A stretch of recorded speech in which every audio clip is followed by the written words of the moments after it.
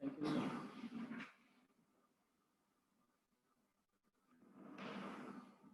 I think it's started recording. Yes, sir. Yes, sir. Thank you.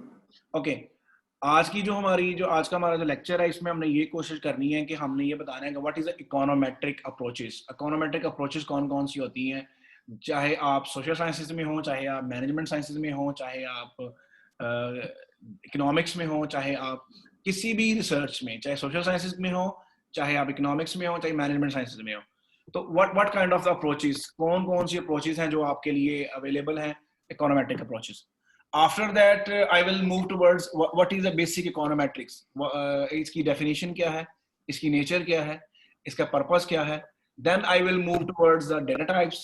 So what kind of data we have and what are the main types of data. And then I will move towards the forward regarding the formulation of econometric model. Econometric model को हम कैसे बनाते हैं, उसके कौन कौन से steps होते हैं. उसके बाद हम इसमें डिस्कस करेंगे कि कोरिलेशन क्या होता है, उसके बाद हम डिस्कस करेंगे रिग्रेशन क्या होता है, उसके बाद हम डिस्कस करेंगे कि इन दोनों में डिफरेंस क्या है, फिर मैं आपको इन लीनियर रिग्रेशन के बारे में बताऊंगा, उसमें फिर आपकी दो टाइप्स होंगी, सिंपल रिग्रेशन के बारे में बताऊंगा, फिर मैं मल्टीपल रिग्रेशन के बारे में बताऊंगा, and then we will move towards जो क्लासिकल लीनियर रिग्रेशन मॉडल है उनके अजम्पशंस कौन कौन से हैं और उनकी क्या क्या क्या क्या चीजें कैरेक्टरिस्टिक्स हैं, क्या क्या जिसके जरिए हम लीनियर रिग्रेशन को एस्टिमेट करते हैं और क्या क्या प्रॉब्लम हो सकते हैं possible. And then I will move, जो नेक्स्ट हम मूव करेंगे वो करेंगे स्टैटिस्टिकल इन्फ्रेंस, यानी कि हाइपोथेसिस टेस्टिंग. हाइपोथेसिस टेस्टिंग कैसे करते हैं, उसके स्टेप्स क्या होते हैं और उसके लिए हमें क्या क्या चीज़ जरूरी होती हैं. एंड देन हम डिस्कस करेंगे लास्ट के अंदर पैनल रिग्रेशन मॉडल्स कौन कौन से होते हैं. तो बेसिकली आज का जो लेक्चर है ये ऑल अबाउट मोर देन जो आपका स्कैनरी डेटा होता है. स्कैनरी डेटा मीन आपके पास अगर कोई मैथमेटिकल या स्टैटिस्टिकल फार्मूलेशन आपने अप्लाई किया किसी डेटा सेट के ऊपर, वो आपके पास स्कैनरी डेटा होता है. स्कैनरी डेटा से मुराद यानी कि आप डेटा को वर्ल्ड डेवलपमेंट इंडिकेटर से ले सकते हैं, आप इंटरनेशनल जो ब्यूरो ऑफ स्टैटिस्टिक्स से ले सकते हैं, आप जैसे पाकिस्तान के लिहाज से अगर बात करूं तो स्टेट बैंक ऑफ पाकिस्तान से डेटा ले सकते हैं, और आप इसके अलावा आप इकोनॉमिक सर्वे ऑफ पाकिस्तान से डेटा ले सकते हैं, इसके अलावा लेबर सर्वे से ले सकते हैं, इसके अलावा वो तमाम जो गवर्नमेंट के इंस्टीट्यूशंस हैं, चाहे वो फाइनेंशियल इंस्टीट्यूशन है, चाहे वो जो दूसरे इंस्टीट्यूशंस हैं जो अपनी रिपोर्ट्स पब्लिश करते हैं, that data is स्कैनरी data because they already have applied mathematical and statistical treatment और उन्होंने कैलकुलेशन की होती है और उसको हम इसलिए बोलते हैं स्कैनरी data. The other type is a primary. The primary data is based on questionnaire, interview. आप उसमें क्वेश्चनियर के जरिए इंटरव्यू कर सकते हैं, आप बाय मेल कर सकते हैं, थ्रू गूगल डॉक कर सकते हैं, ऑनलाइन सर्वे कर सकते हैं, या कोई प्लेटफॉर्म यूज कर सकते हैं जिसके जरिए आप डाटा के ऊपर कोई मैथमेटिक्स या स्टैटिस्टिकल फार्मूला अप्लाई नहीं किया होता, जो रॉ डाटा होता है, that's a primary data. But जो आज का जो हमारा जो लेक्चर है ये मेनली जो एड्रेस करता है जिस कैंडिडेट करता है, लेकिन you can also apply the regression line primary data as well. तो सबसे पहले हम स्टार्ट करते हैं जो हमारा नंबर वन कंटेंट है, दैट इज आपके पास जो अप्रोचेस कौन कौन सी अप्रोचेस हैं, जो अप्रोचेस आपके पास आप करते हैं इसके अंदर. तो सबसे पहले आपको बताने की जरूरत ये है कि ये जो मैं अभी बता रहा हूं ये आपकी अप्रोचेस हैं. इसके अलावा जो जितने भी चीजें अवेलेबल हैं, चाहे वो मैनेजमेंट साइंस में अवेलेबल हैं, चाहे वो इकोनॉमिक्स में अवेलेबल हैं, चाहे वो सोशल साइंस में अवेलेबल हैं, वो सारे के सारे टेस्ट हैं. तो basically we have a three main approaches. हमारे पास तीन मेजर अप्रोचेस होती हैं डाटा को एनालाइज करने के लिए. The number one is ordinary least square parameter estimation. इसका मतलब ये पहले जो है आपके पास है ऑर्डिनरी लीस्ट स्क्वायर, जो नॉर्मली जितने भी रिग्रेशन मॉडल्स हैं, जितने भी रिग्रेशंस हैं, वो सारे की सारी इसी फैमिली के अंदर बिलोंग करती हैं. सेकंड नंबर पे आपके पास आता है मैक्सिमम लाइक्लीहुड मेथड. ये आपका मेथड ये कि जो रिग्रेशन के अंदर आप एरर को मिनिमाइज करते हैं, लेकिन जो मैक्सिमम लाइक्लीहुड है इसमें आप जो प्रोबेबिलिटी को इनहांस करते हैं किसी इवेंट के होने की. And lastly you have a third method is method of movements. ये आपके पास थर्ड मेथड है जो एनालिसिस करने के लिए आप यूज करते हैं. ये तीनों मेथड जो हैं, तीनों मेथड्स में बेसिकली आपको एनालिसिस करने के लिए हेल्प आउट करते हैं. और इसके अलावा जितने भी चीजें अवेलेबल हैं, चाहे वो आपका क्रोनबेक अल्फा है, चाहे वो आपका पैनल डेटा है एनालिसिस है, चाहे वो आपका कोई भी मॉडल है, मतलब कोई इंटीग्रेशन टेस्ट है, चाहे आपका लॉन्ग रन को चेक करने के लिए, यूनिट रूट प्रोसेस को चेक करने के लिए, या कोई भी ऐसी चीज जो आप इस्तेमाल करते हैं, दीज आर द टेस्ट। वो सारी चीजें टेस्ट होती हैं। लेकिन ये वाली जो 3 मेथड बताए हैं, ये क्या है, बेसिकली आपके लिए 3 एस्टिमेशन मेथोडोलॉजीज हैं। अब इनके बारे में मैं थोड़ा थोड़ा बता भी देता हूँ। सबसे पहले आ जाते हैं ordinary least square. Ordinary least square basically इसके अंदर हम क्या करते हैं, एरर को मिनिमाइज करते हैं। यानी कि जब आपके पास कोई भी इवेंट है, एक्चुअल वैल्यू है, उसके बाद आप एस्टिमेटेड वैल्यू जो आप एस्टिमेट कर रहे होगे, उन दोनों के दरमियान जो डिफरेंस है वो एरर है। लेट्स से मैंने कह रहा हूं कि मेरे मार्क्स आएंगे 100, लेकिन मेरे मार्क्स 100 नहीं आते, मेरे मार्क्स आते 80, तो मेरा एरर कितना है, 100 माइनस 80।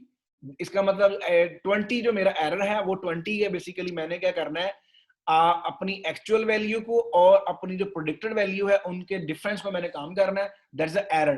तो एरर को मिनिमाइज करना है। और इसमें हम करते क्या है, इसमें हम करते हैं minimize the error. I will write on इसमें बेसिकली, और OLS जो जितनी भी मेथड्स होते हैं, जितने भी आपके पास OLS मेथड होते हैं, इसके अंदर आप क्या करते हैं, सम ऑफ स्क्वायर, जो आपका सम ऑफ स्क्वायर होता है ऑफ एरर है, उसको आप क्या करते हैं, मिनिमाइज करते हैं।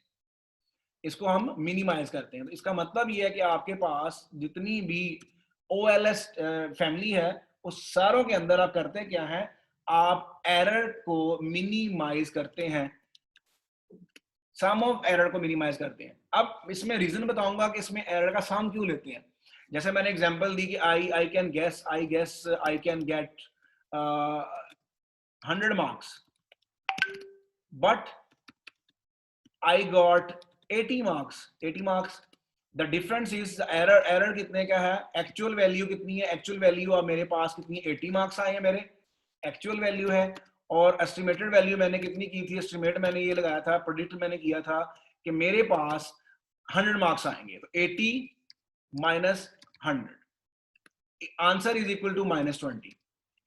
इसी तरीके से अगर मैंने अंदाजा लगाया कि मेरे मार्क्स आएंगे 70, देन आई गॉट 85, तो इस केस के अंदर मेरे पास क्या है, जो एरर है वो क्या आएगा, 85 minus 70 which is equals to 15 plus. अब इसमें देखा आपने, एरर जो है जिसके अंदर मैंने अपने नंबर ज्यादा एस्टिमेट किए लेकिन मेरे नंबर कम आए, उस केस को हम कहते हैं ओवर एस्टिमेट कर दिया मैंने। और जिस केस में मेरे नंबर मैंने ज्यादा अंदाजा प्रेडिक्ट किया, ज्यादा अंदाजा लगाया, लेकिन जो मेरे एक्चुअल नंबर वो कम आए, उसको हम कहते हैं अंडर एस्टिमेट। तो ओवर एस्टिमेट और अंडर एस्टिमेट के दौरान आपके एरर की वैल्यू पॉजिटिव और नेगेटिव होती है, जिसकी वजह से अगर आप इनको एड अप करेंगे तो दोनों खत्म हो जाएंगी, हालांकि एरर तो डबल है। That's why we take a square. इसका हम स्क्वायर लेते हैं, स्क्वायर लेने के बाद हम उस सम ऑफ स्क्वायर को कम करते हैं। तो जितने भी रिग्रेशन मॉडल्स हैं, जितने भी रिग्रेशन मेथड्स हैं, उन सब के अंदर हम क्या करते हैं, एरर को मिनिमाइज करते हैं। सेकंड नंबर पे आपके पास है मैक्सिमम लाइक्लीहुड मेथड। ये बेसिकली क्या है, ये इसका टोटली काउंटर पार्ट है, इसकी जो मेथोडोलॉजी के उल्ट है, उल्ट क्या लें, काउंटर पार्ट है। इसके अंदर आप किसी इवेंट के होने को के मैक्सिमम चांसेस को बढ़ाते हैं। In other word, the second methodology is based on probability, और आप उसमें प्रोबेबिलिटी जो है किसी इवेंट की होने या ना होने की इंक्रीज करते हैं।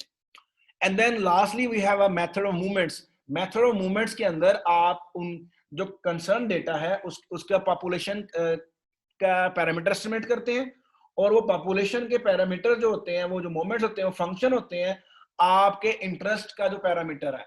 अब पॉपुलेशन क्या होती है, population basically all individuals, all entity of concern. अगर आप रिसर्च कर रहे हैं कार्स पे, तो total number of car is your population.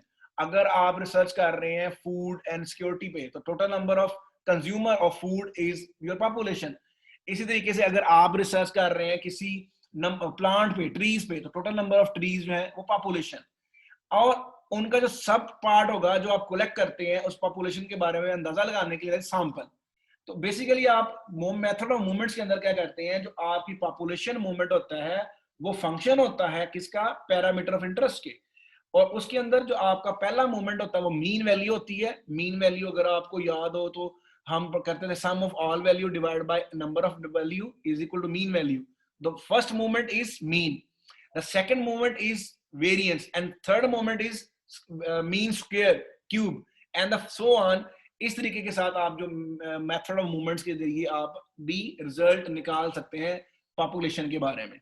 So this is the three basic econometric approaches which can be used in each and every work of the field, either economics, sociology, psychology, and business, and whatever, any field. So these are the three methods. अब next हमारे पास जो जितने इसके अलावा जितने भी test हैं, जितनी भी चीजें हैं, वो सारे के सारे आप टेस्ट करते हैं. देन हमारे पास आता है कि व्हाट इज इकोनोमेट्रिक्स. जो इकोनोमेट्रिक्स ये है क्या, बेसिकली ये इसका कनेक्शन क्या है, ये हम क्यों करते हैं, इसका हमें क्या फायदा है.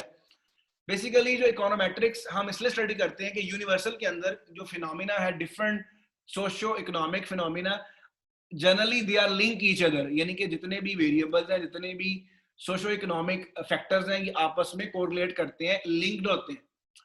तो बेसिकली जो इकोनोमेट्रिक्स है ये आपको करती क्या, हेल्प आउट करती है. किसके लिए हेल्प आउट करती है कि आपके जो सोशियो इकोनॉमिक फिनोमिना है उनके रिलेशनशिप के बारे में एक्सप्लेन करती है, बताती है, जो आपको हेल्प आउट करती है कि इनके अंदर पॉजिटिव कोरिलेशन है, इनमें नेगेटिव कोरिलेशन है, आया कि ये कौन सा फैक्टर किसको अफेक्ट कर रहा है.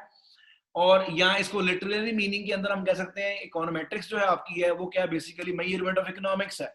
या अदर वर्ड में जो अगर मैं एक और सिंपलेस्ट डेफिनेशन करूं, सिंपलेस्ट डेफिनेशन के अंदर क्या है, according to me is that, अगर हाँ आपके पास दो सब्जेक्ट्स हैं, इकोनॉमिक्स है और आप उसके साथ प्लस स्टैटिस्टिक्स फॉर्मुलेशन, स्टैटिस्टिक्स को और प्लस मैथमेटिक्स, आप इन चीजों को कंबाइनली जब स्टडी करते हैं,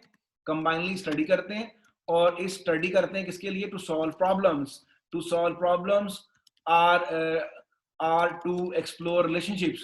तो उसको आप क्या कहते हैं, ये आपका क्या है, इकोनोमेट्रिक्स है.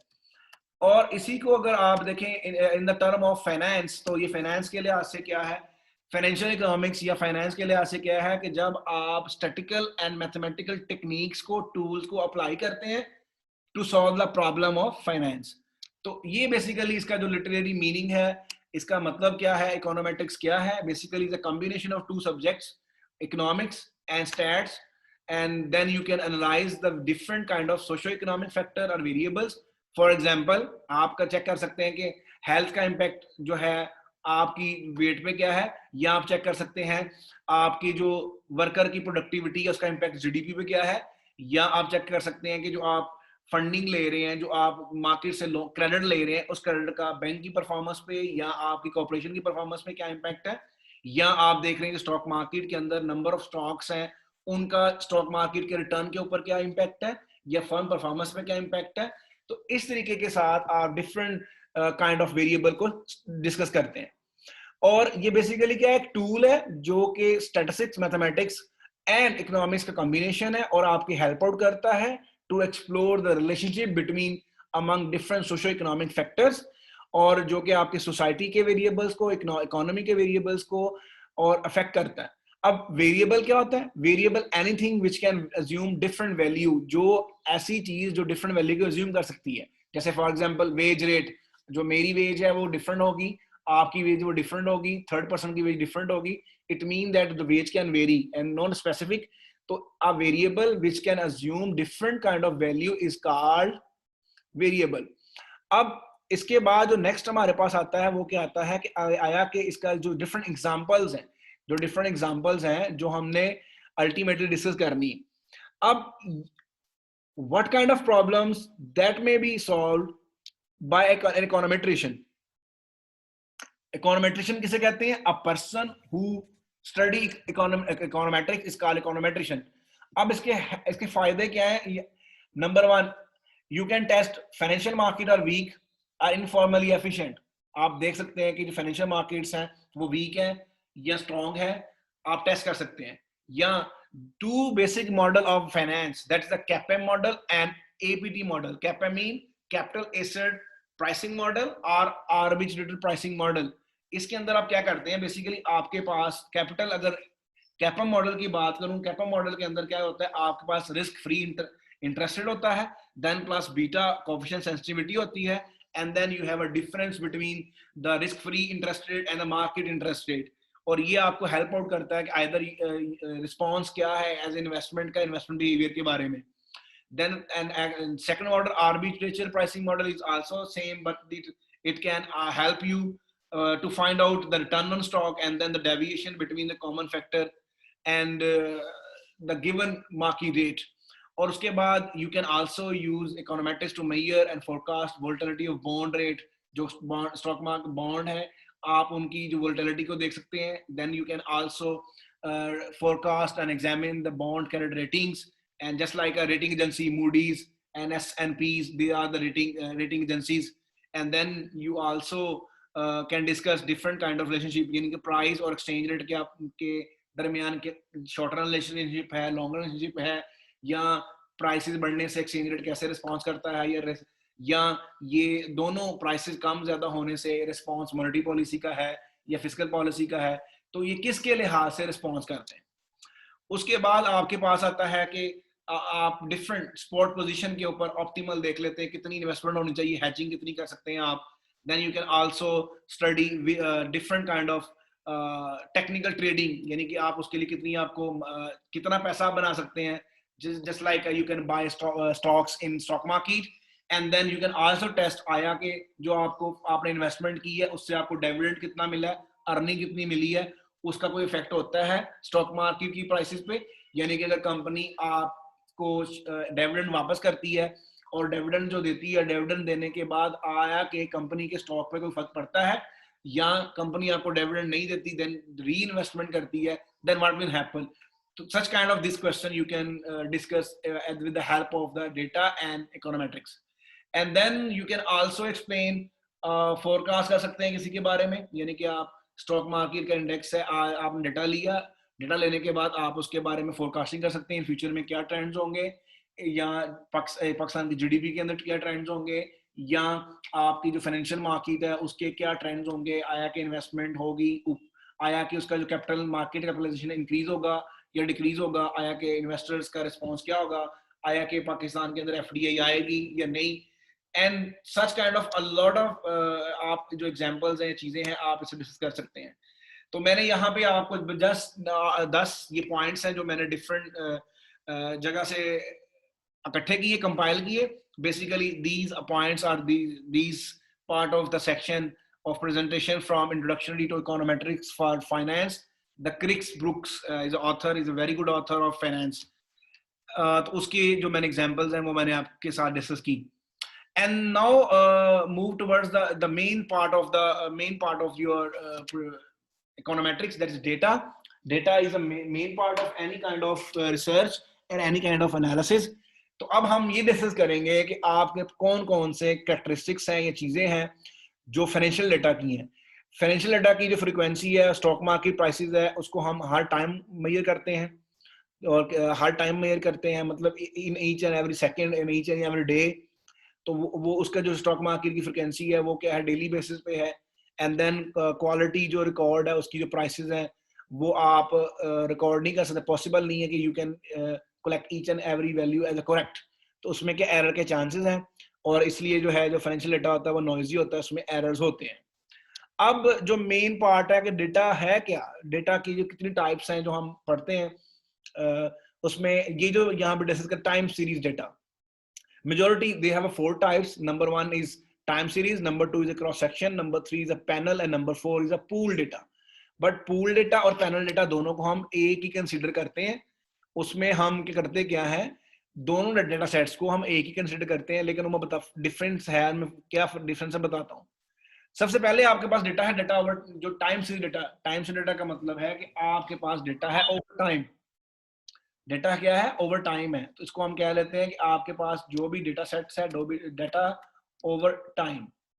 डेटा ओवर टाइम जो है, टाइम के लिहाज से इसका टाइम सीरीज.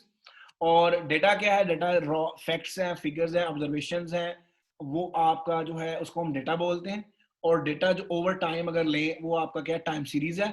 जैसा कि गिवन एग्जांपल के अंदर जीएनपी है या अनएम्प्लॉयमेंट रेट है over a month, over a quarter, या आपकी जो गवर्नमेंट बजट डेफिसिट है एनुअली, या आपकी मनी सप्लाई है वीकली, या value of stock market index है एज ट्रांजैक्शन अकर्ड.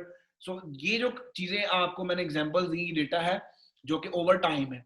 जो आपका जीएनपी एम्प्लॉयमेंट का डेटा है वो मंथली है, ओवर मंथ है, एंड या क्वार्टरली है। क्वार्टरली मीन साल में 4 दफा आप डेटा लेते हैं। And then you can also government budget deficit है एवरी ईयर। आप हर साल को, फॉर एग्जांपल आपने डेटा इकट्ठा किया किसका, जीएनपी का, जीएनपी ग्रोस नेशनल जो आपकी प्रोडक्ट होती है उसका डेटा इकट्ठा किया आपने 2020 के अंदर। उसके बाद आपने 2021 के अंदर किया, 2022 के अंदर किया, एंड सो ऑन। तो आप क्या कर रहे हो, जीएनपी का डेटा ले रहे हो over time, that is called time series data. Same similarly आपके पास जो मनी सप्लाई है वो वीकली है। उसके अलावा आपके जो स्टॉक मार्केट है वो आपका ट्रांजैक्शंस है, अकर होती है जब भी। And then next we have a difference between time series data and cross section data. Cross section जो टाइम सीरीज डेटा होता है, मैंने इसमें बताया कि आपकी जो वैल्यू ऑफ स्टॉक मार्केट है या आप कंट्री की करेंसीज है, जो इंटरेस्ट रेट इंक्रीज होता है ओवर टाइम, वो आपका टाइम सीरीज है। और ये टाइम सीरीज हमें हेल्प करता है किस तरह के प्रॉब्लम को सॉल्व करने के लिए। Number 1, how value of a country stock index has varied from country macroeconomic fundamental, और value of a company stock when it announce the value of dividend payment, और how currency response to interest rate. तो ये जो इस तरह के जो problems हैं, इस तरह के जो प्रॉब्लम्स हैं जो कि हम टाइम सीरीज डेटा के साथ टैकल करते हैं। And then next we have a cross section data. जो क्रॉस सेक्शन डेटा क्या होता है, इसे हम कहते हैं इसमें टाइम इनवेरिएंट होता है, टाइम नहीं होता, सिंगल पॉइंट ऑफ टाइम में होता है। जैसे मिसाल के तौर पर अगर आप किसी क्लास में गए और आपने डेटा इकट्ठा कर रहे हैं कि स्मोकिंग अफेक्ट द हेल्थ, तो आपने सबसे क्वेश्चनियर फिल करवाया। इसका मतलब है कि सिंगल टाइम के अंदर आपने सब स्टूडेंट से डेटा ले लिया, that is a cross section data. यहाँ इसी तरीके से अगर आपने किसी इंडस्ट्री के बारे में सर्च करते हैं, आप जाते हैं जहाँ के जो लेदर इंडस्ट्री है, for example in Sialkot, Faisalabad में टेक्सटाइल इंडस्ट्री है, या कोई भी अदर इंडस्ट्री है जिसमें आप जाते हैं और सिंगल टाइम पीरियड में आप सर्वे करते हैं, डेटा ले लेते हैं, that is called cross section data. तो सिंगल, इसमें टाइम इनवेरिएंट नहीं होता, टाइम इनवेरिएंट होता है, इसमें टाइम जो चेंज नहीं होता, टाइम फिक्स होता है। And then you can have a example like a poll of use internet broker services है। उसके अलावा इसमें stock return in New York stock exchange है, या अगर हम पाकिस्तान की बात करें तो कराची स्टॉक एक्सचेंज है। और उसके बाद जो बॉन्ड ऑफ रेटिंग है, ये कुछ एग्जांपल्स हैं जो क्रॉस सेक्शन डेटा की हैं। उसके बाद आगे आता है आपके पास क्रॉस सेक्शन डेटा से हम कौन कौन से प्रॉब्लम सॉल्व कर सकते हैं।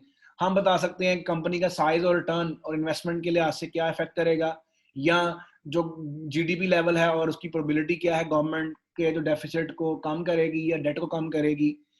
And next we have a panel data. Panel data is a combination of both, like a cross section and time series. जो क्रॉस सेक्शन और टाइम सीरीज दोनों को जब आप कंबाइन लेते हैं, that is called panel data. For example अगर आपने डेटा लिया जीडीपी का और इंटरेस्ट रेट का पाकिस्तान का और 2000 के अंदर, and then you can have a take data from the China, India, Bangladesh, it mean you are taking data of different countries in a different over time. यानी कि अगर आप 5-6 ये जो मैंने एशियन कंट्रीज बताए हैं, 7 कंट्रीज बताए हैं, इनके डेटा आप ले रहे हैं over time, that is called panel data. इसमें क्या है, आपके पास डिफरेंट कंट्रीज हैं और उनका डेटा आप ओवर टाइम ले रहे हो, that is called panel data. और अब इसमें पैनल डेटा के अगर आप, जो मैं बता रहा था आपको पूल डेटा, उसमें क्या होता है कि अगर आप सेम आपके पास इंडिविजुअल्स हों, मिसाल के तौर पर आप क्लास में गए, आपने पहले दिन डाटा इकट्ठा किया कि आया स्मोकिंग है इज अफेक्टिंग द हेल्थ। उसके बाद दूसरे दिन गए आपने फिर डाटा इकट्ठा किया सेम क्लास से, तीसरे दिन गए फिर डाटा इकट्ठा किया सेम क्लास से। अब क्लास भी सेम है, इंडिविजुअल